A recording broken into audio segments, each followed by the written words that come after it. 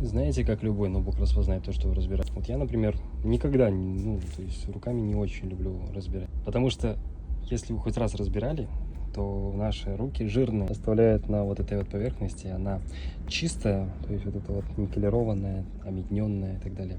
Очень сильно оставляет много отпечатков пальцев. И эти отпечатки остаются везде. Видите, меня это, не знаю, как кого от других мастеров, но меня это просто раздражает.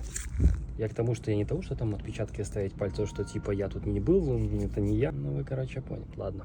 Это ноут очень интересный, так что смотрите, возможно, будет видео. Но это не точно. Всем пока. Вот еще один ноутбук.